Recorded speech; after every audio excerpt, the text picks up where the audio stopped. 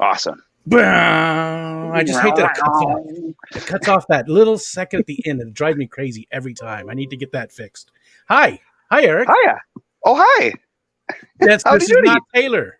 I don't. Unfortunately, that sounds bad because this is going to be fun too. But I know Taylor had something going on that happened very late this afternoon. We have to reschedule. She will be with us later. She's got some fun stuff going on in her life, and it's nothing bad, something good. So she had to reschedule for tonight. She actually could have come in, but she would have been under the time constraints, and I hate doing that. So Erik kindly said yes. He was on my list. We were going to get to him maybe in April or so, but he said, yeah, I'll do that. He jumped up. So thank you, sir.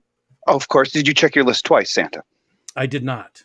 Because there really wasn't a list for today because it was so late in the day. I was like, right. Oh, well, and then you said, I'll do it. And I was like, and you had already said before that you were available. So I was like, yep, there's my guy. And then I don't have to think about it. I don't have to do any work. And, I don't have to do work. Forget about it. Real quick, I want to point out down below there at the very bottom, paypal.me. That's Vinay, Colored Guppies. If you feel the need to do a super chat tonight, maybe instead send it to that instead. That is for our buddy Colored Guppies, where most of you know we're doing auctions and stuff for him. He's going through a very rough time in his life right now. He lost his oldest son. His wife has been in the hospital for a very long time. It's tough on him. It's tough on him. And he's working 3 jobs. He has 4 kids to take care of. We're trying to help him out. Bunch of stuff going on. Keep your eyes peeled. There's still more auctions going through the end of the month for him. But if you feel like super chatty, maybe send it over to him instead. Any super chats I do get for the month of February, I'm splitting evenly with him, other than the co-op who gave us $500 out of the goodness of their heart. That $500 does go directly to him. That's everything, I think. Yes. So let's find out about this guy over here. My first question is, why not rock? What the fuck? Well, like I was telling Steven on his channel that because there's rock in my name, it comes with a death metal singer's voice. The die, die, die, die, die. I'm going to get you real good. So it does destroy my vocal cords when I do it. But I can go the other way. And my kids, they love Elmo. So I can do la, la, la, la, la, la, la, la. Elmo's World. I don't know which one I like worse. Right. But which one do you want to hear coming out of a dark room? Yeah. Which one would scare you more? I don't know. Both are pretty, Although I think we might get a copyright for Claw from Inspector Gadget. Yeah. I'll get you, Gadget. Yeah. You were talking about that on Stevens too, weren't you? Yeah. That's really what inspired me to do it. And that was a lot of fun, that stream. And that was your first time on any stream with Steven? Yes, I was on Saturday morning cartoons, but I didn't have the camera on. Gotcha. I did play tic-tac-toe, which is one of my favorite streams. I gotta give a shout out to Shanna at 503 Aquatics. Yes. Oh yeah. Yep. And Degenerate Fishkeeper as well. Yeah, he's all right. Don't forget him. Jason's all right too. Yeah, he's a good guy. We got to get him up to 500. So we do. He's not even 300 yet. He's a slacker. So well, he's lucky he's cute. So there's that. I mean, yeah, with the lights off, really. I mean, all right. So let's start off. Where do you live? I have no idea what part of the country you're at. I know you told me Colorado. Yes. What's in my head. That's wrong. No, good old Michigan, just north of Detroit, and I was born in Iowa City, Iowa, home of the Hawkeyes. My parents went to the University of Iowa and lived around there for a few years. And then 4 months after I was born in Iowa, we moved to the house my parents still live in today, here in Michigan. So I was born in Iowa, but raised in Michigan. So I technically call myself a Michigander because, I mean, about 4 months. Exactly. So, besides, it's Iowa, right, Matt? It's Iowa. Matt, right? I forgot I'm in Iowa. Matt's in Iowa. So is our friend Fantastic Freaks. He's in Iowa. So is Dave from Iowa. And Kelly Foreman, I think she is from Iowa. She is actually, it was super weird on your stream, I believe it was. She said she was from Waterloo, Iowa. My dad was raised in Waterloo, Iowa, just behind the water tower. So she's like, oh, I went to the University of Iowa in Iowa City. I was raised in Waterloo. I'm like, get out of my head, lady. Behind the water tower. Yeah. Is that a John Cougar Mellencamp song? It sounds like it'd be something from behind the water tower.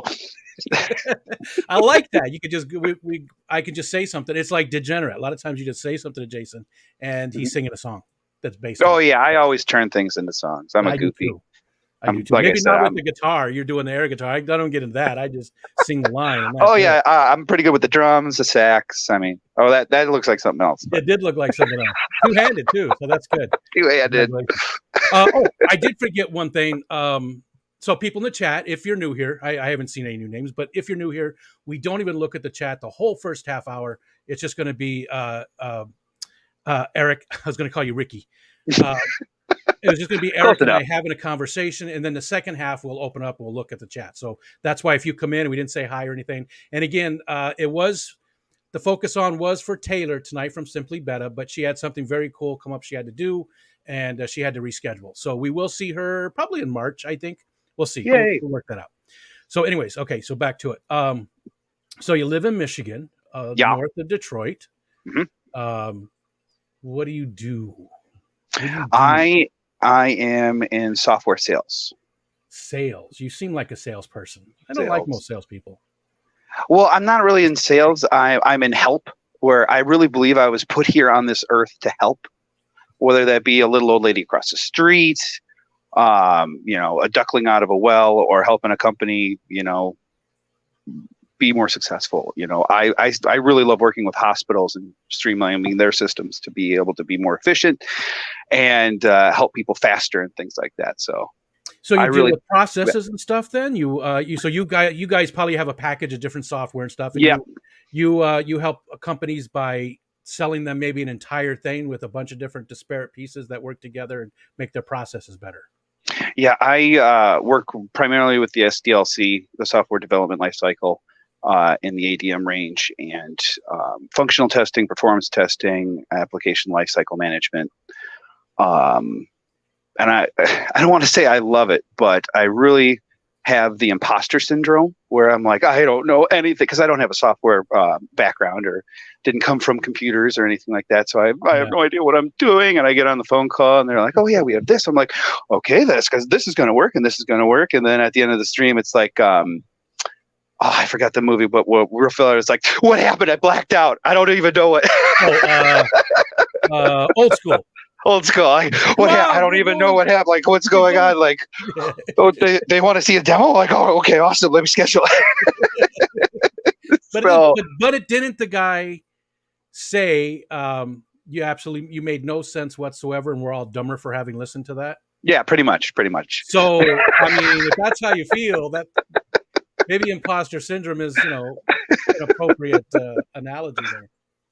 Yeah, I just love where companies come in and I explain what we do, and if we have a demo and they just drool over what we have to offer, like, oh my God, this is exactly what we need. So being able to help companies is just being able to help in general is what I look for in everyday life. So that's cool. I like that. And how long have you done this specific job? It'll be coming up 5 years in April. Okay, nice. So it's a career now. This is what you see yourself doing for the future. Yeah, I'm in pretty deep. What did you do before that? I was a legal processor at a law firm for a year. And then before that, I was a cook for 8 years. I don't know if you guys have BD's Mongolian grills or have any Mongolian grills around there in New York. I don't know if you guys have any in New York, but it's pretty much. I'm in the middle of nowhere, so we have nothing. Yeah, it was one of my favorite jobs because I was the griller. So I had like a 15-foot diameter steel donut, pretty much. It was a big flat top grill, and people there. You had raw meats and raw veggies, and you built your own meal. You had a bowl, like a certain size bowl, but there was hacks. You could, stuff it and stack things up, and you brought it to me to grill and everything. And I'd have these 3-foot long silver swords that I, hacked everything up and mixed it up. But I love the tricks where you could flip the swords and catch them. And it became such muscle memory that I could do it with my eyes closed. And one day I developed a routine that I could just look at 75, like, what? Or I'd flip it up and I'd catch it under my hand like this. And I'd walk up to somebody and be like, yeah, last time I did this trick, somebody had to go to the and pull it away at the last second. Did you ever cut meat you weren't supposed to? No, I would. I did cut a lot of cheese, but they had big industrial fans to suck up all the smoke. But I just love being able to interact with people and play with kids all day and have them give me high fives and be like, that hurt. Oh God, I gotta go wash my hands. It hurt too hard. So a little showmanship then. That wasn't just cooking. It was a show that you were right. Well, I had tip jars. So I got an hourly wage. I wasn't technically a server. I was a cook. So I got an hourly wage. And then we had fish bowls. So I could, shimmy up the little deal. So I'd always bait it with like $5 bills or $10 bills, not just $1 bills or anything like that. And, it totally paid off. Where the greatest compliment I ever got from a guy was he came up, he put a $10 bill in my jar. He's like, come here. I'm like, okay, what's going on? Thanks for the $10, man. And he's like, that's my son over there, like 11-year-old kid. He's 11 years old. I just want to tell you, you taught him a very valuable lesson tonight. And I'm like, this guy's like way too serious for the situation. I'm like, what the hell is going on? And he's like, you taught him if you're passionate about what you do, you'll be successful no matter what. You earned that $10. You put on a show. We had a great night. It's the best grill, best food I've ever had here. You cooked it right. And because the grillers, there's some people that are just like, yeah, I'm here to do my job. I'm gonna flatten out the meat, flip it over, I'm gonna pull it apart. Right. I'm the, hey, how are you? All right then. And like I had a bunch of egg jokes where like I'll fake drop an egg and be like, oh, you see that? Tried to make an egg escape. Yolks on him. He hit the floor and egg explode. I apologize. The doctor told me to take it over easy. Just go. I got a dozen of them. Just go. If you're laughing, you're exacerbating the situation. So stop. Yeah, I got a billion. So how many times a day did you get punched? Oh, there was quite a few people, especially with my trick.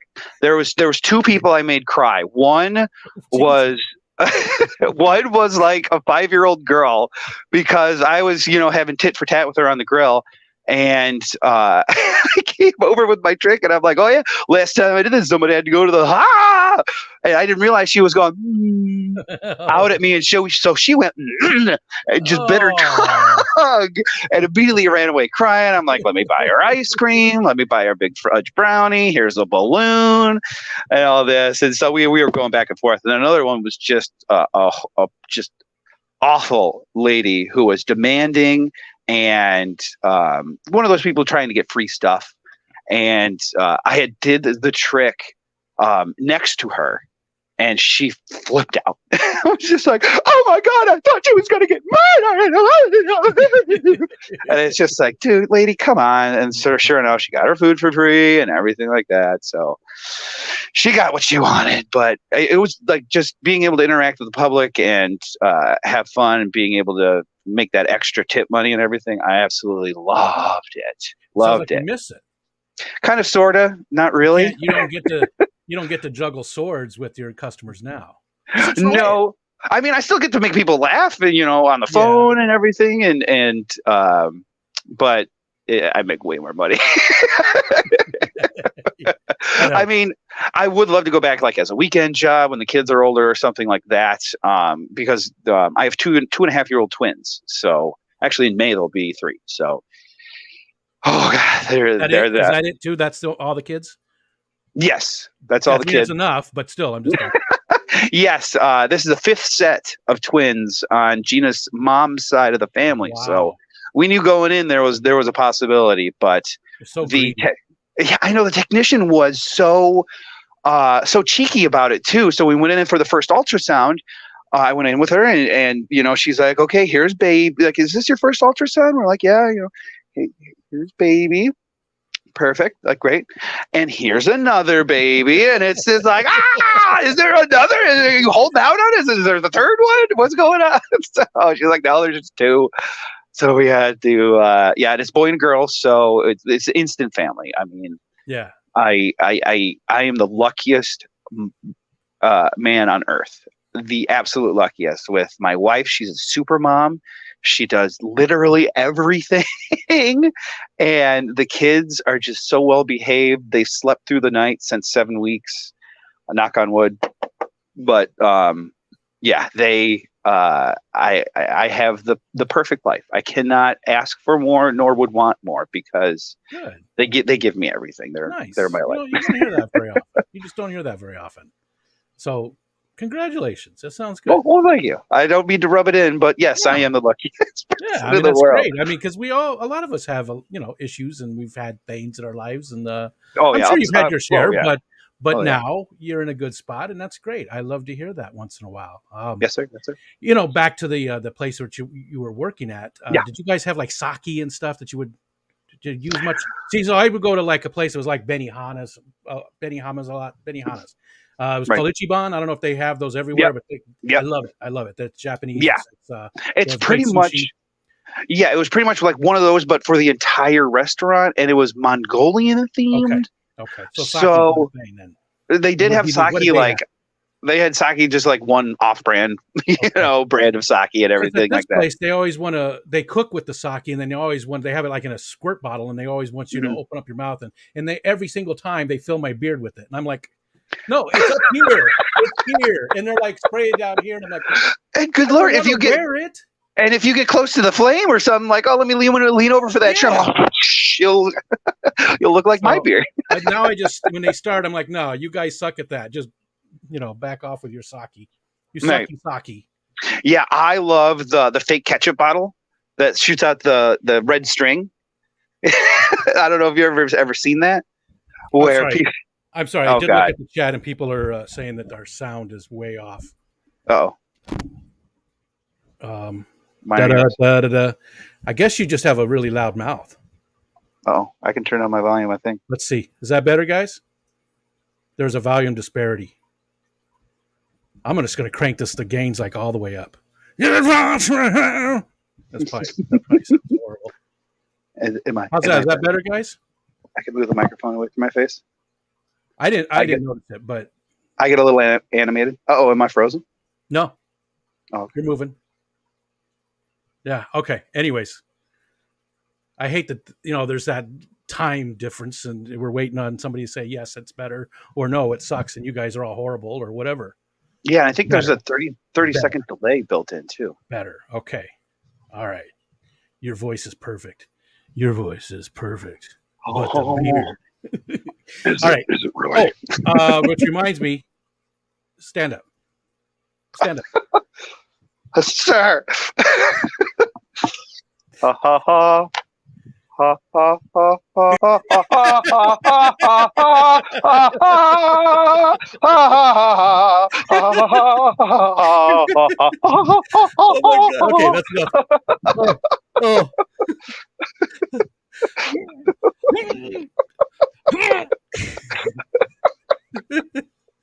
Oh my God, he showed me that before. Yeah, that is disturbing. It's so disturbing.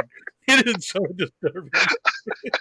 I think Erik might have been the first person to buy some, and he was so proud. He sent me a thing. He said, "I bought some of the leggings," and I was like, "Why? Why would you do that?" Supporting the fish family.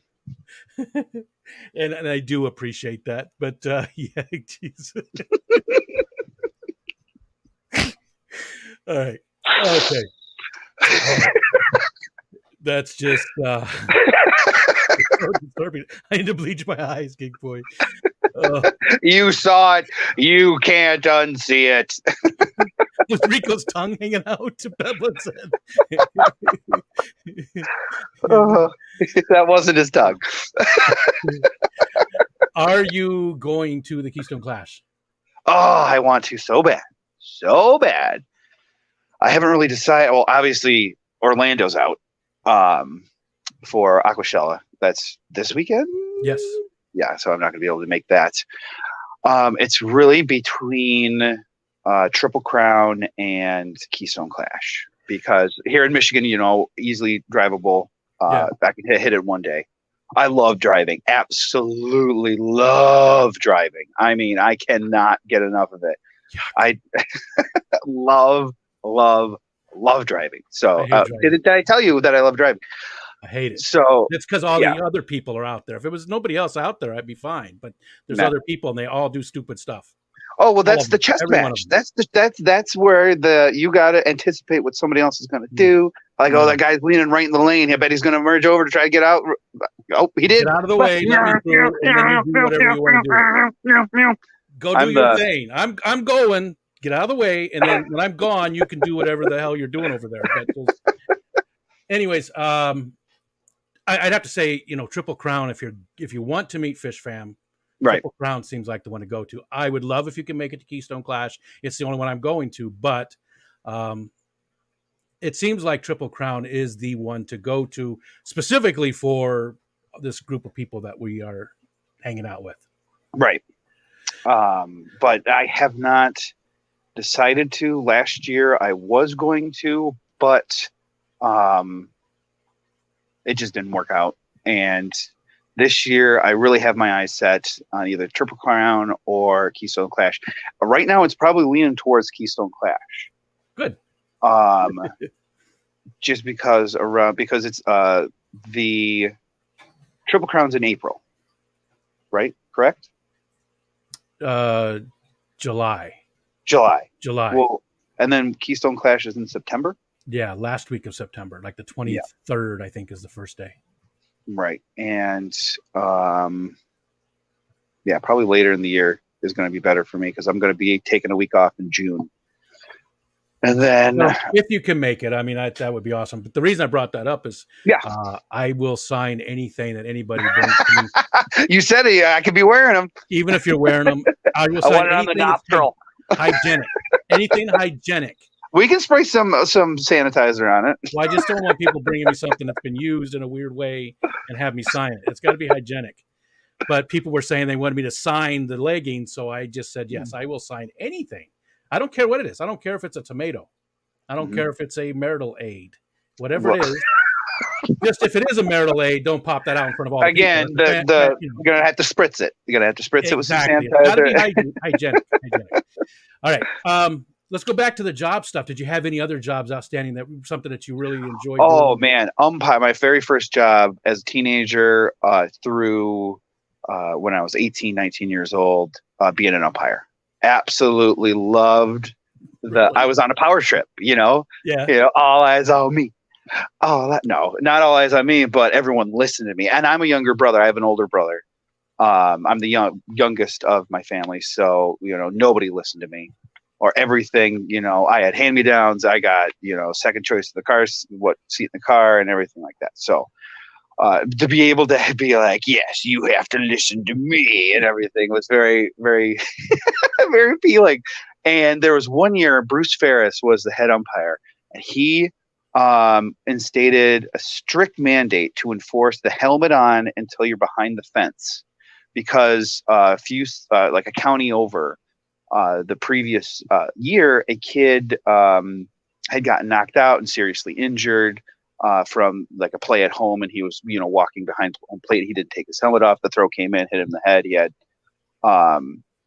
I don't know if he had brain damage, but had gotten hurt and everything. So there was a huge mandate on keeping the helmets on. So warn the coaches pre-meeting behind the plate, guys, keep your helmets on. This is your first warning, and they'd be like, what the hell? Like, yeah, that's the rules now. If I see one player of any team take the helmet off before they get behind the fence, it's going to be the second warning to both teams. And that means the next person who does it is expelled from the game. I threw out 86 kids that year. Oh my God. I threw out so many kids on a team because they were doing it in protest. I threw out so many kids on a team they had to forfeit and whatnot. And parents fucking hated me. Absolutely wanted to tear me apart. And this was before I could drive. So my dad was picking me up and dropping me off at games. And so this was at like the big baseball complex called Flynn Park. And this lady had her son kicked out in like the third inning or whatnot. And they played 7 innings, and they all played those 7 innings. Signed the book, was walking out to the parking lot to get my dad's car, and this lady is just following me out. Does it make you feel good? Does it make you feel good to kick people out of the games? Like, have little kids not play, blah, blah, blah, blah, blah. And I'm just in the back of my head, I'm like, yes, it does, but it's also for your child's safety. Like, it's a win-win for me, lady. I'm on the right side of the law here. You can't really get mad. I literally warned your kids twice to not do it, and you did it. So I can't really blame me. But like literally like following me out of the field, like over my shoulder and whatnot. And, you know, I had my head down, and I just hear like clomp, clomp, clomp, clomp, clomp. And I look up, and here's my dad 10 feet away, charging towards me. He's 6 foot. I'm 6 foot. He's 6'3", 6'4", and whatnot, and good 250. So he's charging and whatnot. And before I can even say dad, I get dad out for dad, and he just gets right to me and stops. And this lady is, in my ear, doesn't see it, and she just runs right into my dad. And he goes, "Do you know that he's a child? Do you know that he's just a child?" And I'm like, "Dad, stop. I'm not a child. I'm a big one. I was handling it." Did she back off, or did she? Oh, yeah. And she's like, "Well, he goes, I don't care what he did. You don't talk to a child." Good dad. I'm like, I'm not a child. I'm 15 years old now. Let me drive the car home. Yeah, let me drive the car home for credit so I can get my permit. Was that the worst? Because I just gotta imagine that. Yeah, because I remember when my son was my oldest was playing t-ball, and he was a very big kid. He was very, very large. He was by far the biggest kid on any team they played. I mean, he was just a tall kid. He's 6'4" now, so he's not like massive, but he's a good size. Right. But when he was little, he was always like 6 foot when he was like in, I don't know, 4th grade or something. He's just big. And people were always screaming at him, so I can only imagine what you had to deal with. So what's the worst story of from that time? There's two. There's only one that I was generally afraid someone was going to hit me. And that was, this guy had already been drinking, and he had brought beer to the field, but it was in the back of an elementary school. And technically you're not allowed to have beer there and whatnot, but no one's saying anything. I'm the umpire. Joke, didn't you? You told him an egg joke. It was excellent. It was excellent. Extraordinary even. But so already I know this guy's drinking. I asked the coach, I'm like, "Hey, is that beer in his bag?" and whatnot. And the coach is like, "Oh, I don't know." I'm like, "All right, just let him know he can't have beer in the field. Just don't flail around or anything like that." Mind you, this guy is massive, like 6'7", had a Lifetime Fitness shirt on, like block letter Lifetime Fitness, and like the entire logo was like straight onto you. That's how huge his chest was. Just huge, massive guy. So this is the year that the strike zone went from 1 inch off the plate to now it's just the plate. You have to pitch over the plate in order to get a strike. So this kid, this guy's son was pitching. So he's pitching 1-2 inches off the outside of the plate, and I can't call him strikes. And now he's not. When you're sitting behind the backstop, it's deceiving because it looks like a strike and everything from your perspective and whatnot, especially when it's down to 2 inches. So he is just, "What the fuck? Are you kidding me? Are you kidding me? That's over the plate. That's over the plate." Just getting belligerent. And finally, literally the second inning, I'm like, I had to turn around, "Sir, you got to stop," because he's swearing. I'm like, "You got to stop. You got to get out of here." He's like, "You fucking stop. You fucking stop," and everything. I'm like, "All right, like this guy's got to go. Game's tied until that guy gets to the parking lot.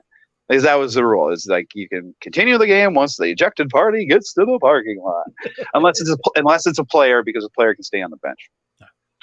So this guy wouldn't leave and whatnot. Literally 5 minutes we're waiting for him. I'm just like, all right, fine. I'm calling the game. Like, I'm sorry, you guys. This team forfeits and everything because of this guy. I come around because my bag's on the outside of the backstop and everything. So I come around to take my chest protector off and everything. And this guy just comes over. I don't think he meant to kick my bag, but because he's drunk, because he kicked my bag. Like, I'm like trying to put my chest protector down into it and I kicked it out from him. I'm like, no, there's no bag there. What the heck? So I look up and he's like, are you kidding me? You forfeited the game and whatnot, in my face, like feeling this spit and whatnot. God, the Dodgers, Tommy Lasorda, going crazy at the umpire, turns his head around, just go crazy. And I'm just like, okay. Luckily, Brad Siskey, kid in my grade, his younger brother was on the opposing team. So I knew his dad. His dad came over like, you gotta stop, right? I'm like, oh, Mr. Siskey, thank you so much. You saved my life. You're looking for remember, I'm a big boy. Dad! Yeah, and this is when I was 16, so I could actually drive. all by myself. And so, he gets in front of. I grab my stuff. I just book it to the parking lot and just get out of there, because I'm like, I'm not going to stick around to see if he leaves or not and continue the game. I guess they ended up, because there was a big controversy over it, because they ended up having a parent umpire the game, and then the parent signed the book, and then it got put in the thing. And I told my head umpire about all this and whatnot. So he went back to the book and was like, Eric, you signed it. I'm like, that's not my fucking signature. They forged my signature. Wow. Because I have the sloppiest handwriting known to man. I am the doctor. Like, if a doctor's doctor had handwriting, that would be mine. Yeah. And so there was this huge, this coach got suspended because then everything came out that this guy was drinking beer. I had told the coach, he didn't do anything about it, and all this, and all the teams hated me and whatnot, or didn't know what was going on and whatnot. Right. Like, oh, he tattled on him for drinking and whatnot. Like, got on my fucking face. Hold on, I gotta address something. Yeah. Lisa said, "Hold the front door." That's not Taylor. Clickbait me. Yeah. It happened very. I'm sorry. Yeah, it happened very late. Hi, Lisa. And I know Lisa's not mad. She had something. Yeah. Come up, something very cool that she had to. She could have came up, but she would have been very time restricted. So we said we'll just reschedule it for a later time. So that's why.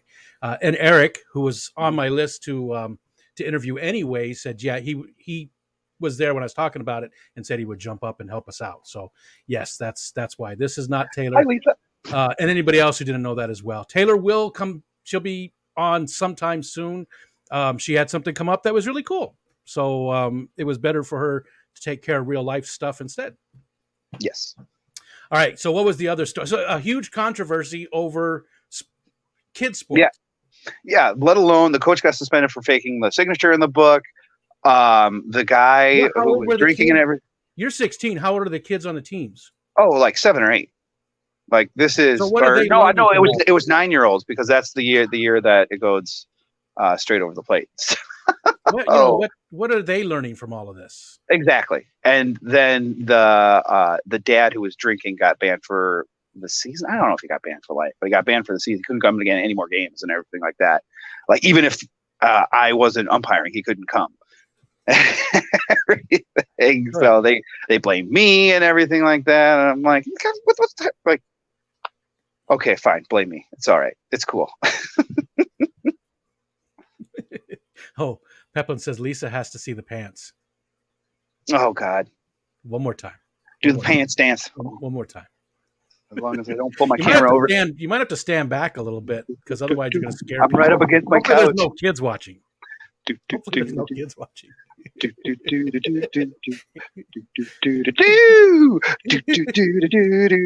You know, it sort of looks like Wilford Brimley. Oh. You know, a little bit. It looks like Wilford diabetes. Brimley. You got Try not to show my belly. Diabetes. Try not to show my belly. I said, why? Why, Peplin? Why? Why not? Why not go to the moon? Why not Rico's leggings? Why not? It's gross. It's gross. No, it's not. Well, no, you are gross. You're right. You're right. Oh. All right. What was the other? Nope, twice doesn't help, Papa Shrimp said. What was the other story then you said? What you said there was 2 stories you had. Was that the second one? No, the second one was when I was 18 years old and I was coaching adult league. So adult league fast pitch. So these guys are just the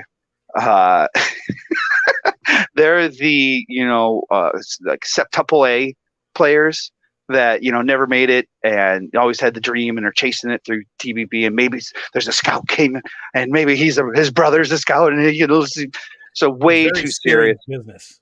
Yeah, way too serious. This guy literally I called him out at home plate.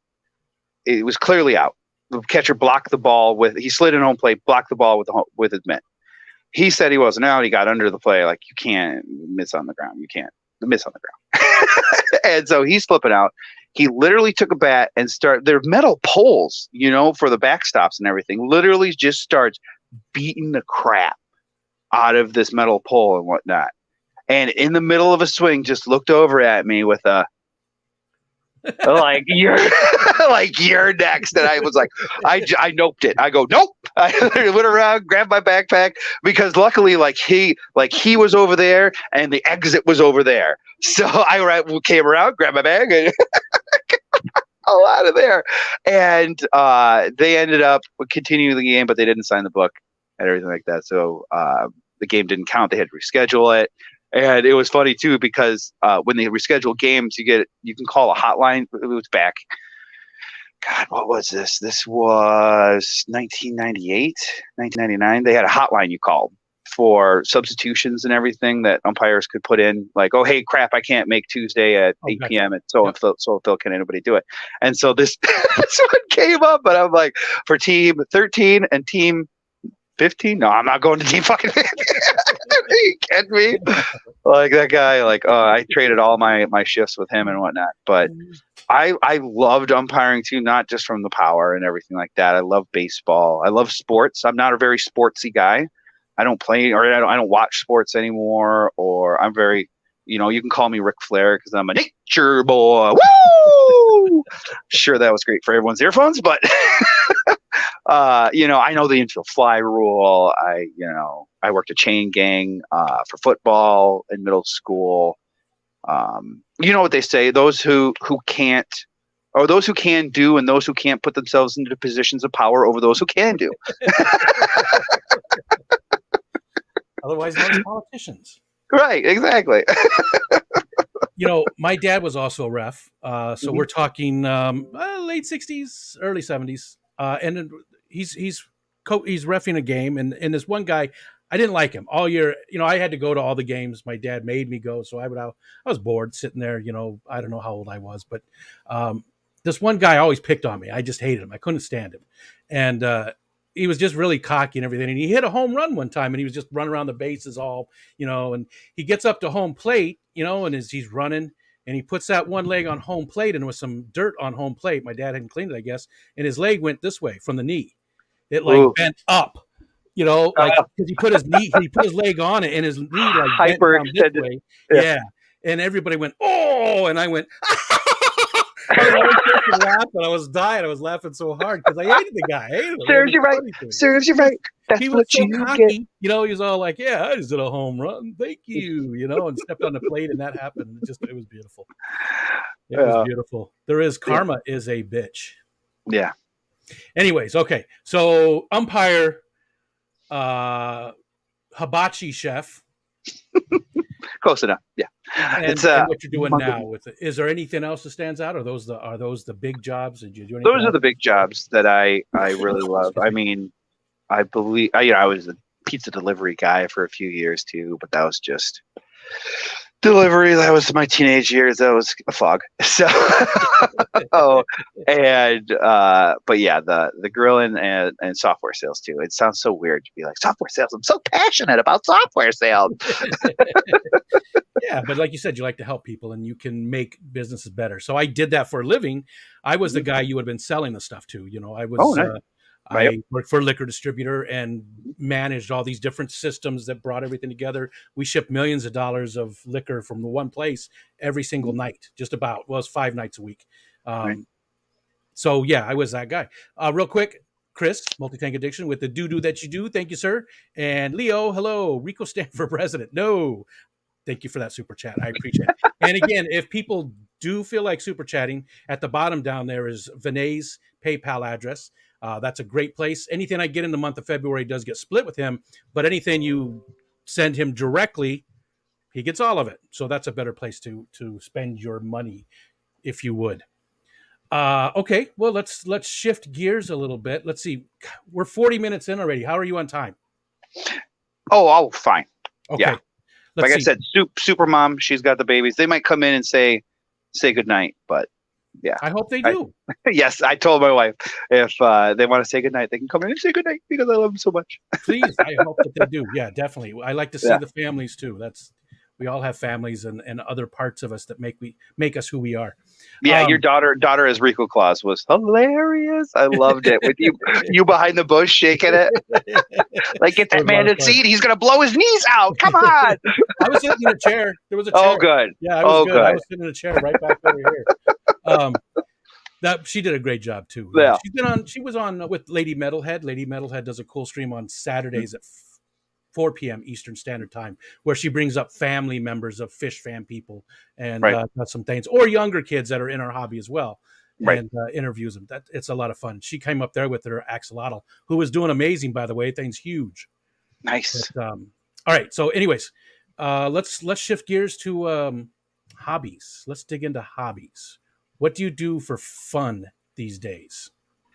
I mean, I have like a fish tank, I guess, or 4 of them. So obviously fish. I love fish. But I'm sorry to interrupt you again. Second time. Oh my gosh, Mr. Alexander. Mr. Alexander. He has done that so many times, and again, thank you so much, Alexander. Just you being here is more than good enough, and thank you so much. Though that is amazing. That one Monday, they made me cry. I was gone for a week, and I came back. And I helped make you cry. I helped make you cry, sir. I'm sorry. I mean, there's so many people did. It just was amazing, and Alexander, thank you very much. And again, that gets split with YouTube, but also with our buddy Vinay. He is going to. I'll be giving him some money late next month, which is great because all of this stuff happening now with his auctions and everything is happening now. And he's going to be able to pay off a bunch of stuff and make sure he's, doesn't lose the house, all that kind of stuff. And, but then next month he'll also be getting a nice little paycheck as well at the end of next month. So thank you guys. Okay. Hobbies. You fish keeping. Yes. Birds. I am a big birder, or some people might know bird watcher, but I think bird watcher is more static, where you're watching outside of a nature window, at a nature center, or watching your bird feeder or something like that. I'm talking about birding, like slucking through mud, trying to find a LeConte sparrow up to your hip, or out, trying to find a Sabine's gull at the southern point of Lake Huron, and negative 20-degree wind chills and whatnot. And there's a bunch of Jaegers flying around. Is that a longtail? Is that a Pomeranian? What is it? Ah! They're going crazy and whatnot. But I am a huge birder. I did a big year here in Oakland County, Michigan. I set the record in 2015 for 228 different species recorded in that county. I am the team leader of a team who's won back-to-back back-to-back nuthatch opens in Oakland County, 5-time I don't know what the champion. nuthatch open is. I know what a nuthatch is, but I don't know what's Right. the nuthatch open. We don't have Nuthatch those. Open is put on by the Oakland Audubon Society every year in the fall, and it is a big day competition. Pretty much, you try to find as many birds as you can inside of Oakland County within a time frame. So it's from midnight to 3 p.m. Okay. Why and nuthatch? then you Why do they have the nuthatch name attached? Is that just a very popular bird there, or? Yes, it's the Oakland Audubon's Okay. kind of mascot bird Yeah, that yeah. they, Okay. And sure, so we have a lot of nuthatch. Right. Nuthatch? You're shibbers. A lot of Swedish chefs here. around. I get the suet out, and I get the nuthatches here all the time. The suet with the seeds and stuff, I get them all the time right here. So we do have a lot of nuthatches and stuff. Now, do you have white-breasted or red-breasted? Red-breasted, I believe. Okay. Now I don't remember. Yeah, I have white-breasted here year-round, and then red-breasted comes eruptionally around in the winter times. See, and then birding. My life book was right there. See, I only have 162 total in my entire life. So in 1 year, you saw more than my entire. Well, no. It's not about life lists. Don't ever compare any of your life lists to anybody else. It's about the love. It's about the experience. Like, people are always like, "Oh, what's your life list number? How many birds?" I'm like, over 300. I know that. I know it's over 300, but I could not give you. I mean, I could go on eBird and see, but I don't. Really keep track of that. It's all about the experiences with the bird. Like, I love hanging out with house sparrows, just simply seeing their structure, the way that they, in fights. And I don't know, there's some, who's the naturalist, narrates all the documentaries. The Attenborough. He did a great documentary on the life of birds. And he went into all this whole social structure of house sparrows and everything like that. I'm like, I want to see that in my backyard. I could do that right now. Oh my God! But my spark bird was a white-headed sparrow. I'm kind of freaking out right now, so I don't remember. But there's white-throated and then white-headed, I think, or white-striped. I don't know. I'm kind of Rack will tell us, but yeah. So. I was in my house in Madison Heights, in where I used to live, and at the time I smoked cigarettes, so I was out back smoking. And my dad had a bird feeder growing up, and I had a big book of Audubon, so I'd look through all the pretty bird pictures. And this bird landed on the fence, and I'm like, "What the? That's a sparrow, but it's got white, like if you know the Michigan Wolverines, they Michigan football helmet, they have a blue helmet with yellow stripes. Yeah, this had a white helmet with black stripes, or a black helmet with white stripes. And I'm like, what is that? Oh my God, because I knew there was like birds show up certain places, like from South America or from China sometimes. So I'm like, oh my God. So I raced to my parents' house, ripped open the Audubon book, looked it up. I'm like, it's a white-headed sparrow. Oh, like, oh my gosh, like, what is going on? And mind you, like 3 of the birds could fit in your hand. And I'm learning that it's migrating from southern Mexico up to the northern boreal forests of Canada, almost 7,000 miles in migration. And they do it twice a year. This little thing it traveled way more than I ever have. Like, I was just flabbergasted. And then I was just like, because I never understood the range and distribution maps when I was a kid. I'm just like, oh, pretty bird picture. So now I'm just like, well, what else is here? Because I thought there was robins and blue jays and cardinals and sparrows. Like, what do you mean there's more than one type of sparrow? There's more than one type of sparrow? Like, oh my God, there's 26 here or 32 here in Michigan or something like that. Like, holy crap. What's your current nemesis bird? Do you have one right now that you really want to see? Oh man, it was upland sandpiper for a long time. But now Ross's goose has taken the I'm not familiar with that one. Oh, it's just like snow goose, but a little bit smaller. Okay. So it looks exactly like snow goose, but it's smaller. Have seen one then, but you weren't 100% sure. So Right. And there was a hybrid hanging around because snow goose and Ross's goose can hybridize. And you have to look at the side of their mouth, their gape. Like snow gooses will be like way, hybrids will be like medium, and then Ross's gooses will be like really small. And it's like, what the fuck? Luckily, I am so lucky because about 6 months into this birding adventure, like the first time I ever went birding, I'm like, I'm going birding. I'm like, oh my God, I don't need binoculars. And the first time after I went, I'm like, crap, I need binoculars. Yeah. So like 6 months in, like I'm studying, I'm getting really frustrated. I'm trying to like, I see a bird in a bush and I'm like, okay, let me get my binocular. Where'd it go? It's gone. I'm like, oh, I hear something. What is that? I have no freaking idea. Like, how the hell do I learn like birds? Like, and whatnot. So one day I'm walking into this place. It's next to a wastewater treatment plant in Warren, Michigan. And I'm walking in there, and this minivan pulls up and stops. And he sees that I have binoculars on. He rolls down the window. He's like, hey, are you a birder? First time anyone ever called me a birder. And I'm like, oh, yes. Like, why? Do you need something? What's going on? You need something. What can I do for you? And he's like, yes. Yeah, my wife and I are birders too. We've never been here before. Can you show us around? And I had only been there like 3 times before. I'm like, oh, of course. So, like, being a bird guide, like, oh my God, that would be the life. So I take him in. I'm super nice to him. I'm helping him out. And this guy goes, oh, do you mind if I pish? And I'm like, well, if there's a bush over there, you don't got to do it in front of me. Yeah. But you seem like a competent a birder yourself. But pishing, is making alarm noises to bring birds in. And he's like, do you mind if I pish? And I'm like, because it can be controversial because some people correct. are very much against it. They don't want right, especially in migration where the birds need to be concentrating on refueling and everything like that. Yeah. And so he's like, do you mind if I pish? I go, yeah, go right ahead. I mean, every time I do it, I just scare him away. So he starts going, shh, shh, shh, shh, shh. And I'll never forget the first time he did a screech owl. I got cotton mouth. I go, mother, but so like literally, like all these birds just just to the front of the bush, and it's just like in my face of these warblers, these sparrows, like literally. He was like, "Oh, rusty blackbird." I'm like, "Rusty blackbird! Oh my God!"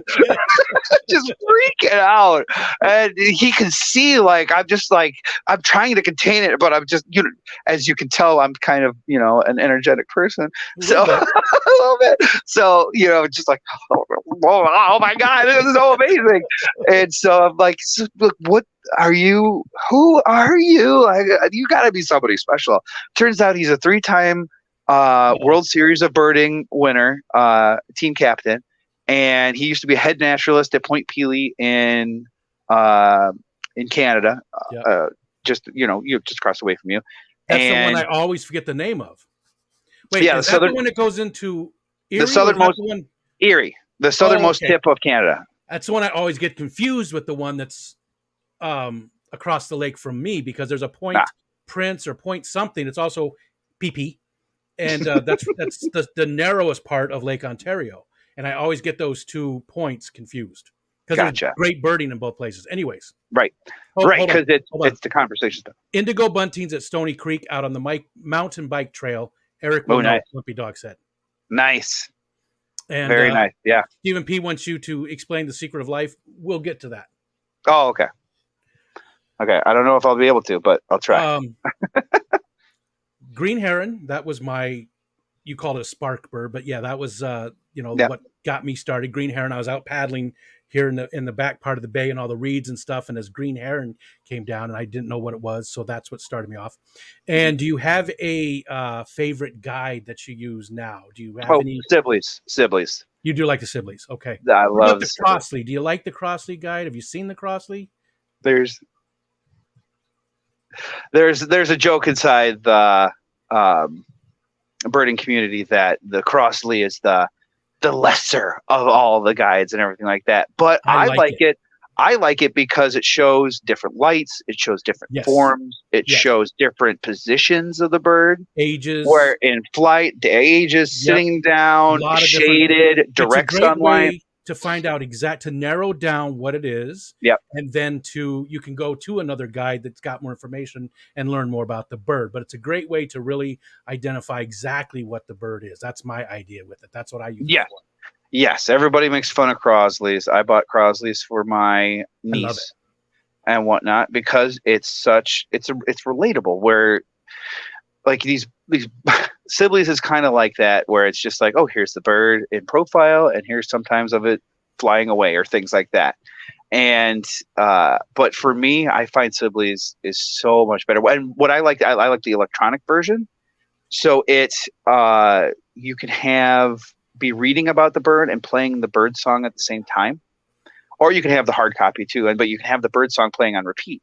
So that's how I really learned my bird songs and bird chips and everything like that. And everybody calls me a weirdo because I can just be walking down the trail and be like, oh, it's Paul Marbler. Like, what are you talking about? Like, oh, that's chip. not why they call you a weirdo. I can tell. It's these leggings. We've been talking for 55 minutes, and I can tell that that's not why they call you weirdo. Oh man! But we have been talking for an hour, so I want to open it up to the chat. First of all, who else goes tonight? So are we good until 9 o'clock? That's when Bentley goes. That's when Ladies' Night is. I think we're good till 9 o'clock Eastern Standard Time. And anybody, please correct me if I'm wrong. I know that Alex goes at 7. I know that Susan, which I saw Susan in here, though. So maybe she didn't go tonight, or maybe she's already done. Susan goes at 7 p.m. Anyways, so let's do that. Before we do that, though, is there anything that you'd like to tell people, or is there anything you're doing? Is there anything that you want to relate to people? We didn't really dig in that much. We really didn't. We didn't really get into the hobbies that deep. We've only got the couple, and we didn't get into relationship stuff and family, and there's a whole bunch. So I think we're going to do a second one in the future. Part 2. We'll do a part 2, I think. But now's a good time, I think, because again, we are almost an hour in. Susan is going now. Okay, so Susan is now, Alex is now, and then we have it's unfortunate that the three of us go at the same time, but it is what it is. Erik is still in Michigan. He's north of Detroit. Yep. Not too far. Yep. Is it a suburb or is it farther? Yeah, St. Clair Shores, just really like 11 mile. Pretty much is my crossroads. Okay. So yeah, if you've got questions, and again, thank you for all the super chats and everything. I really do appreciate it. If you've got questions, do the @Rico Stan so it pops out. You can see the chat too, though. So if you see something, don't hesitate. Go ahead and jump on it. Let's see. Has he taken? Oh, there is something I do want to say. You did ask me if I had something to say. I love you all. That's it. It's a great group of people. It really is. It really is. No. It's just a great group of people. I feel. I don't use that word very often. I don't like to use that word very often, but I do feel blessed just to be a part of. Oh my gosh! The community. Just so. It's like you were digging for 30. I'm 38. No, I'm 37. I'm going to be 38. You're digging for 37 years and you found the diamond. You know what I mean? Like literally all that soot, you just way out your face. Like, oh, I see the light. It's so great, and I love it. My wife gets very upset with me when I have the streams on in the background. She's like, "You plugged your phone in and walked away. Why is the stream on?" I'm like, "I'm supporting." I'm getting watches. No, Google knows if you turn the sound off. Here we go. Jenna P. Hi. Can you ask Erik, how is Kathy's Kids fundraiser went? Amazing. We had a great turnout. A lot more people turned out than we thought that we would. I don't know the exact money total. I mean, previous years we've averaged around 10 to 13,000. I think this year is probably going to be around 7 to 8. But, all that money goes towards, ALS patients to get them the services and needs and everything. For people who don't know, I don't know. Kathy's Kids was a 501(c) charity set up by my wife, her sister, and her older sister and her older brother. Unfortunately, their mother, when Gina, my wife, was only 2 years old, passed away from ALS. And for the last, this is the 15th year that they've had this Kathy's Kids dinner dance. So we have, I don't want to put myself into this. I help, but this is all them. This is their creation, their baby, and everything like that. So they put on a dinner dance. It's pretty much a wedding reception without a bride and groom. And so there's the DJ, there's, you get fed dinner and everything, family style. And there's a photo booth, there's silent auction, there's a wheelbarrow of booze where they fill, I'm not a drinker, but they fill a wheelbarrow full of, Jack Daniels and Johnny Walker and just, Crown Royal and just, fancy, I'm naming whiskeys, but all fancy types of liquor and beer and everything else. And then a $20 raffle ticket will get you entered into winning you get to take the wheelbarrow as well. And so one year I entered the raffle because there was a $35 wheelbarrow. Yeah. So I am entering that raffle and I won. Nice. And so I'm like, yes. And so all my friends come running over to me. Oh, because they know I don't drink. Oh my God, Eric, can I have the Johnny Walker? Like, go right ahead. Can I have the Crown? Yeah, by all means. Can I have this huge bottle of Kirkland vodka? Like, yeah, by all means, take it. And so by the time they got over, but my wife came over. She's like, where the hell's all the booze? I go, oh my God, I don't drink. I give it. She's like, are you kidding me? We could have made a whole bar at home. I'm like, yeah, we got this sweet wheelbarrow. Yeah, that's the part. I do drink once in a while, and the wheelbarrow was the part I was interested in. Right. It's a Is there a website or anything for Kathy's kids? Is there any way to? Is there social media? There's a Facebook group. Okay. And I don't have the link on me, but maybe one of the search Kathy's kids. Kathy's kids, and maybe they already did. I'm so far behind on the chat. Maybe they already have. And to date, they have raised over $100,000 towards ALS of Michigan. How much? $100,000. Nice. And yeah, it's amazing what they've done, and it helps pay for wheelchair ramps and wheelchairs, automatic, electric wheelchairs, and care and facilities for people, for these heroes that are going through this horrible and traumatic disease. And mind you, it's not just Gina's mom as well. Recently, we just lost her uncle, Carmen, her mom's brother, to ALS. ALS is not shown to be, or less than 10% of cases are hereditary. Unfortunately, it does seem like, because also her sister passed away of ALS 15 years ago as well. So yeah, so they've had 3 people pass away in their family in the last 2 generations. So it's something that they're fighting for. And recently we just had a huge wind. $100 million over the next 5 years is going towards ALS and other nerve degenerative diseases in the form of stem cell research. So it's we're getting there, and a lot of strides have been made since the Ice Bucket Challenge. I'll never forget the joy, the absolute sheer joy in my wife's face and eyes every night of seeing the updates of, the Ice Bucket Challenge, the Ice Bucket Challenge is taken off. Ice Bucket Challenge raised $2 million, raised $8 million, raised $15 million, and just have her be like, people know I say ALS now, and they actually know, like, like Lou Gehrig's disease, and you could relate it to that. But people are like, Lou Gehrig's disease, I heard of that.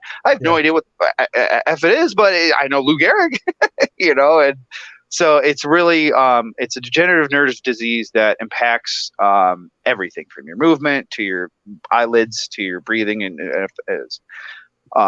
essentially your heart as well. So it's not a fun way to go, nor would I wish it on my worst enemy, but we're doing everything in our power that we can do to help fight it and whatnot. And now we've given enough time towards this subject. Let's find something. Let's make us happy. Well, I do see Steven dropping the link, and maybe other people did too. Yay! Very cool thing to support. Even if it's just joining the group or whatever. I don't know if it is an actual group you can join to support, or is it just a page for whatever it is. Take a look at it, please, and any kind of support you can show. Okay, Zen Ginger. Hi, Zenny. Where's that at? There it is. It jumped on me. And I'm a horrible streamer. I cannot look at chat and interact at the same time. I'm the worst. She says, last meal ever. Prison rules apply. So anything, any food that you can think of, no price, no whatever. What would be your very last meal ever? Give it to somebody who's going to enjoy the next 24 hours. I would have to say, I mean, my favorite thing in the absolute world is my mom's tuna noodle casserole. And I hate warm tuna. If I ever eat tuna, I have to eat cold tuna. But for some reason, my mom's tuna noodle casserole with cheese and elbow noodles is just the best. And that would probably be what I would eat for. I thought maybe we might have been able to be friends, but yeah, I'm not after that. Don't get me wrong, I hate warm tuna. I don't really even like cold tuna that much. Just tuna salad. Tuna casserole. My wife loves it. They make it once in a while because right. And I absolutely hate it. Like, it's like my mom will make it for me and be like, "Oh, here you go. Here, go home and cook it." He'd bring the dish back and everything like that, like once or twice a year, or once every 2 or 3 years. And like it's just like the golden gates, just like yes, tuna noodle casserole.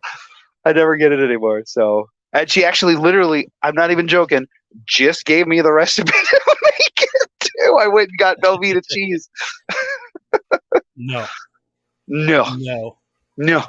Okay, Eric, if there was one thing you could change about Rico, what would it be? That's Myrtle, and that's Myrtle's regular. Beard again too. Beard's got to go. Only one beard to rule them all. Highlander. Yeah, but then everybody would see more of my face. Yeah, well, touche. Nobody wants that. No. Ooh, buzz cut. Enough of my face tonight. Buzz cut. I did shave my head once. Buzz cut. Or lose just the stash. Just lose just the stash. Yeah. That way it's all gray. There. I got a little bit of gray. That's what it looked like. A little bit of gray coming in, but I'm a red fox. You're a silver fox.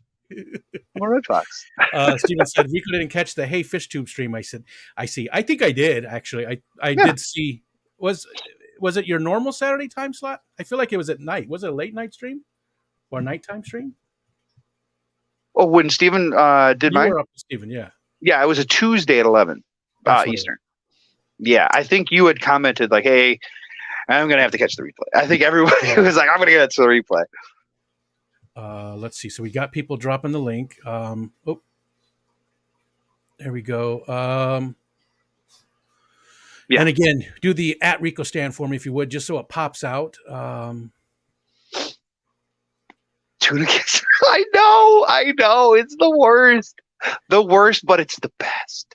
S wants to know why you trimmed your beard down so much. Why did he trim the beard down so much? I had a daddy-daughter dance this past weekend, and my wife made the argument of, do you want your daughter to look back at you and make... Because I get like a haircut like every... I call it my quarterly shear. Everything.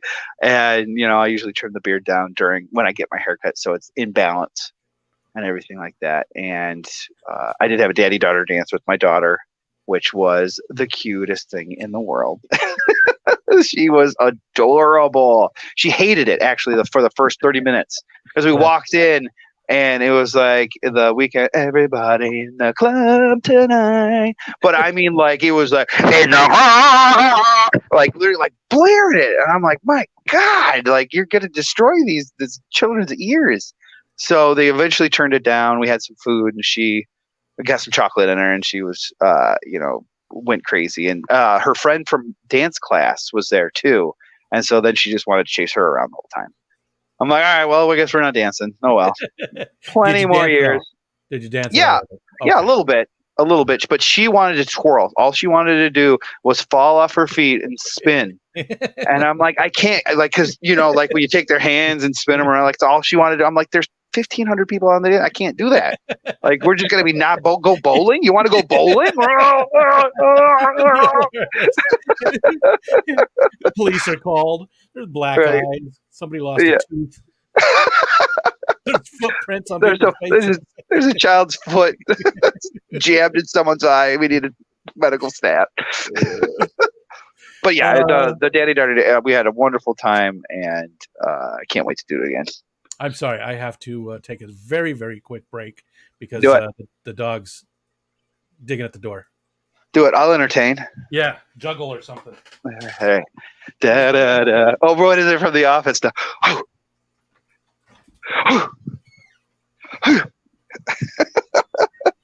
Oh, guys, I can tell you my advice for world peace. Like, literally, this is what life is about. So what you need to do is you need to get your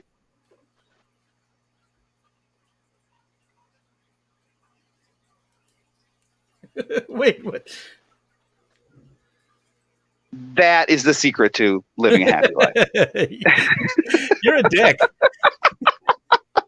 That was good. I didn't because I just sat back down and I was like, oh, it's not out. And then I realized what you were doing.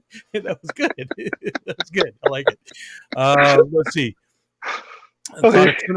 Noodle casserole makes me gag. Oh my God. Yeah, just the sound of it is just like, oh my God, why? Why would you put those things together? No. But it's so good. Hippie John wants to know when you're coming to hang out with him in Wisconsin. Wisconsin? One of my friends, Kim, she's from Wisconsin. And what is it? Corey's going to Twin City Guppies. Yeah.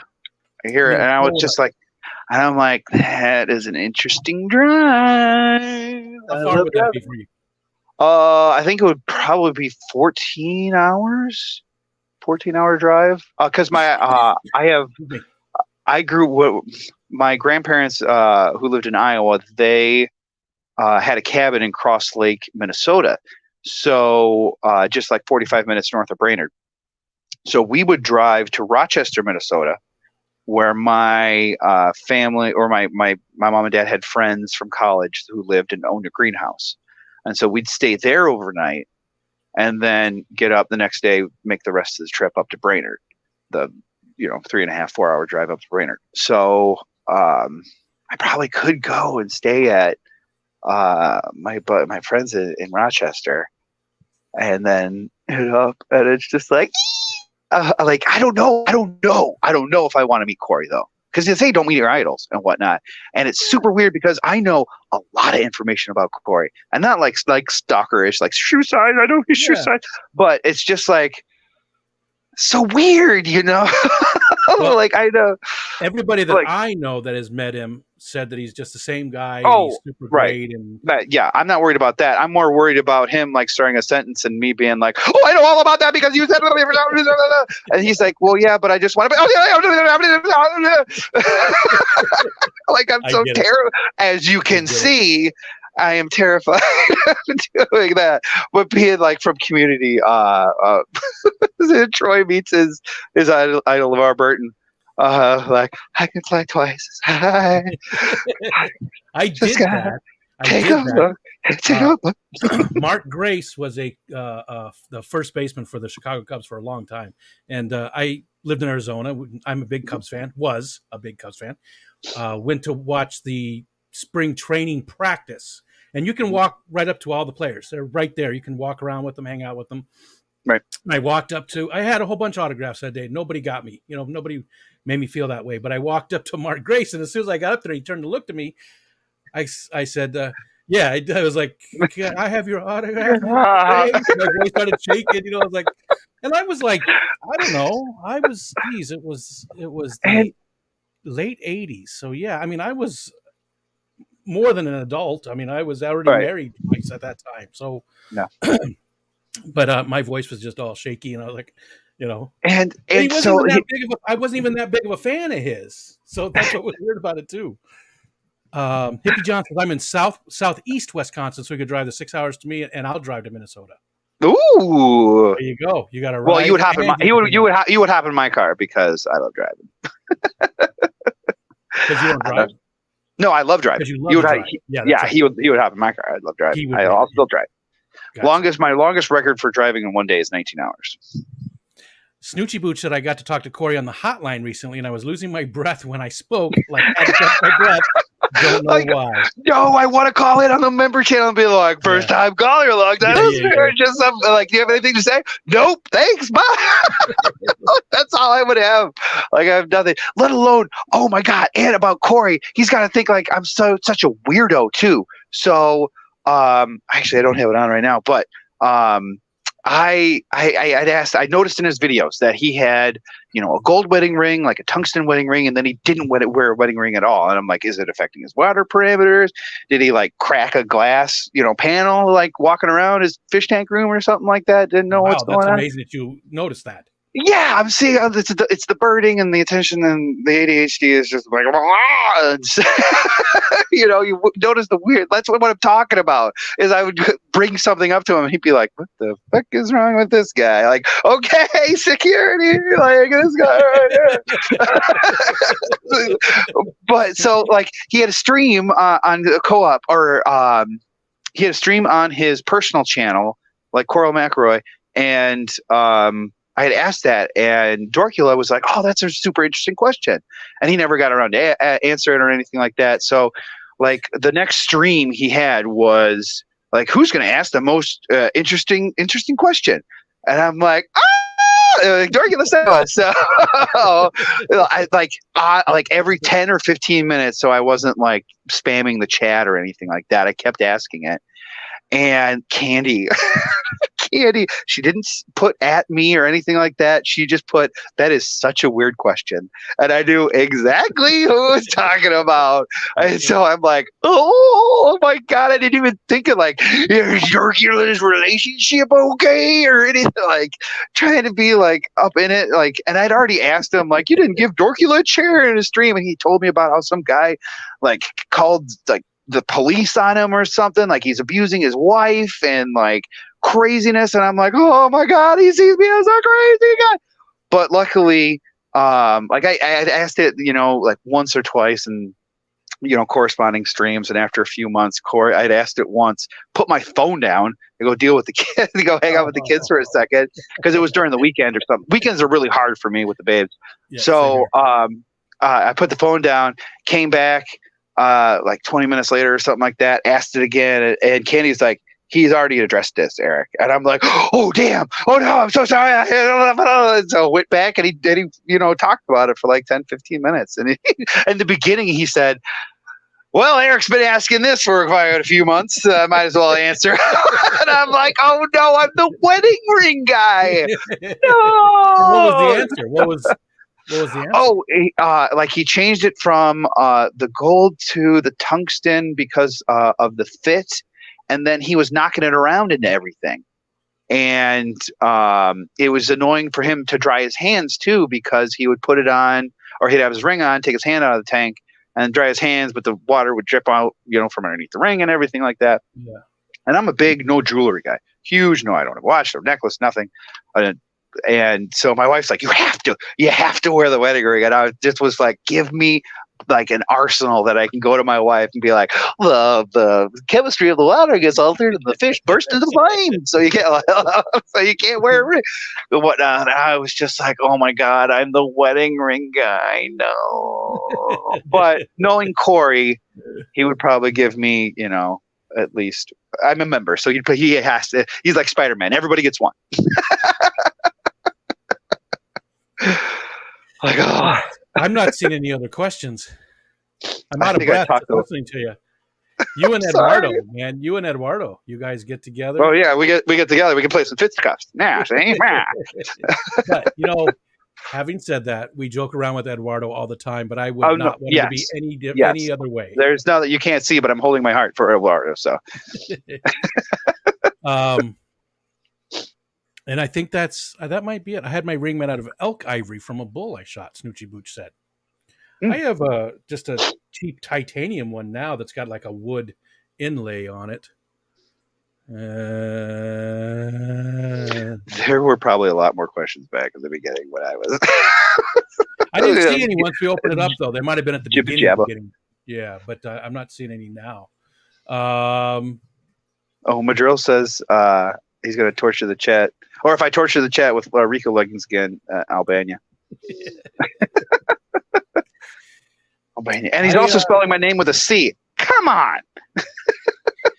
Tell this man, love my father passed away. Tell this man, love. My father passed away from ALS when I was a kid. Oh, it's a horrifying disease that no one should be able to go through. There's a couple of people in the fish fam who are dealing with it. Mm-hmm. And I just have so much love and admiration to my wife and my sister-in-law and my brother-in-law, who I just call my sister and my brother, that they're able to harness their anger, their frustration, and put it towards a goal. And that's the thing that I admire about you as well, Rico, because you put together not only, the Christmas hoopla. I'm trying not to cry, but also you're helping with Vinay and everything like that. And you said the other day in your stream that you were helping a fellow Redditor who had lost his leg, and you had set up, charities and fundraisers and everything like that before. And you made a comment like, "Oh, anybody can do it," and it's like, yeah, anybody can do it, Rico, but you're doing it. And it's just, it's very, could do it, and I'd love to see more. I don't want to cry. I don't want to cry. Get out of my face. Get out of my face. I'd love to see, because anybody can do it, and I would love to see more people doing it, because I feel, I don't know everybody. I don't know everybody in the fish fam. There's thousands of people in the fish fam, and there's people that I know that are going through things that I wasn't even aware of, but their friends are aware of it, and it doesn't get brought to other people's attention, and so they get sort of left out. And I hate that. I hate when people are left out of things that are a positive situation for them. I want everybody to be able to enjoy those things. That's all. Yeah. But you are great. And I know I'm really trying not to cry, but just from the bottom of my heart, and I guarantee you the bottom of everybody else's, thank you. Thank you. Well, thank you for saying it, but I don't feel like whatever. Okay, thank you. Yeah, you're welcome. I'm horrible at that. I'm horrible at that, because I always feel like I'm not doing anything special. Just take the damn compliment. I just want people to have a good life, and when they don't, I want to be able to help them in some way. You're just here to help. Yeah. And I can't always do that myself. I'm not a rich person. I can't give. So what I can do is help build community, and communities care about their members. So that's what we can do as a community, is take care of each other. Yeah. Because there's nobody else out there, and we're here to help. You can't do it yourself, and you shouldn't have to do it yourself. You shouldn't have to do it yourself. I wouldn't be sitting here if I did everything myself. That's where I tell. Where my wife, she's an amazing human being. She lost her mom at the age of 2. She lost her father at the age of 19. She doesn't have both my parents. Are still with me and everything. So I have that close-knit support system and everything. And my wife just isn't used to it and everything. And she's just so like, your family's just steps up to help. Like, what? Like, yes.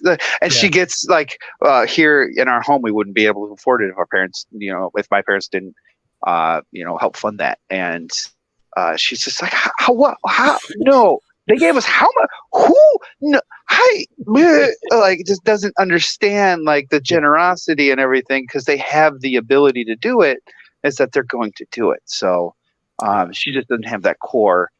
Her family is amazing. I never had that either, and I want more people to have it, right? Because it's important. My kids have it. I want, we do stuff all the time. My son makes more money than I do by far, because I'm retired. He makes great money, and my wife is constantly sending him stuff, and helping out. He's got his best friend is living with him right now. He just moved in, and again, my son makes plenty of money. There's no kids. They don't have any kids, and my wife is still sending money to help, because they brought their friend in the house. So send him a bunch of money so he can buy toiletries and stuff, and right. They have that, and I want other people to have it. That's all. Yeah. Anyways, let's get away from there. Any other questions before we head out? I think a lot of us would love to do things if we had the knowledge of how to start a project or the band to take one on. I understand that. Believe me, being retired does help me. Oh, yeah. I get that. That's why we appreciate those folks who can organize these things. Shrimp and grits. I don't know about shrimp and grits. I never had that together. I do like shrimp though a lot. Yeah, up here in the north we don't have grits either. And anything else you already mentioned before? We already went through that. Is there anything left that we didn't talk about that you want to talk about before we end it?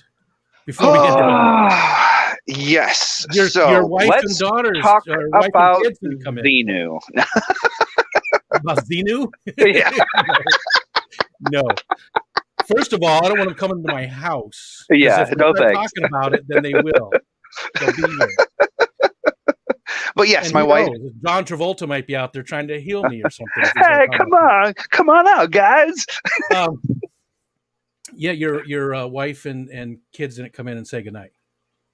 Well, bedtime's between 8 and 8:30. So if they took a really short nap today. So my wife's like, yeah, they might go down, 45 minutes early. So I said, bring them in if you want. Eduardo asked if you're going to the Keystone Clash. You said you weren't sure. You're going to try. You're going to try. Yeah. I want either Triple Crown or Keystone Clash, but it's probably leaning more towards Keystone Clash right now. Just because it's closer? It's closer. It's a lot of cool people are going to be there too. It's going to be a lot of fun. A lot of cool people. You said you'll sign anything. So absolutely. And again, if it's not something that you want children to see, I'm okay with that. We just have to do that, behind the scenes. And I will sign absolutely anything hygienic, regardless of what it is. You just see your booth with a privacy card. Yeah. You want to signature? Come on in. This one's going to take 5 minutes. I know these people, and somebody's going to bring me something that they think is going to embarrass me. Oh, of course. Sign, and it's not going to embarrass me. And does that person's name start with an M and end with a Nat? Well, he's not going to be there, but Aww. Yeah. Matt Skipper would say, "Challenge accepted." All right, everybody. Well, all right, everybody. I think we're going to end it. Erik, thanks for filling in for tonight. Again, I apologize if you came in looking for Taylor. Yeah. She is a blow-up doll of Rico acceptable. Yes. Yes. If you can get one of those, man, is creepy as hell, because that means you really did your homework. Zazzle's really up in their game.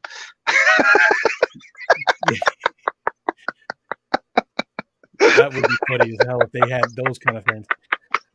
A whole different. I mean, you make some money. You make some money there. The busty Rico. Next week is Jason. I believe that's the day. Hold on, I got to look at the calendar. This month is going by so quick. Yeah, I believe next Tuesday would be Degenerate Fish Keeper. Eduardo, I know I'm funny, but looks aren't everything. Come on now.